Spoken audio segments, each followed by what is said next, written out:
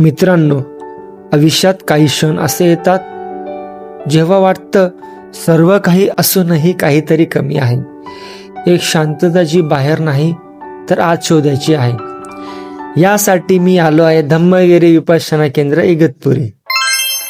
इथे माझ्या हातात फोन नाही, 10 दिवस कोणाशी संपर्क नाही, माझ्या मनात कोणतीही चिंता नाही, फक्त 10 दिवसाचं मौन. प्रत्येक श्वास मला वर्तमानात जगायला शिकवतंय. माझं मन एक आरसा आहे आणि ही ध्यान पद्धती त्याला स्वच्छ करणारं एक साधन आहे. ही ध्यान पद्धती शिकवते, दुःख येतं जातंही, सुख येतं तेही निघून जातं.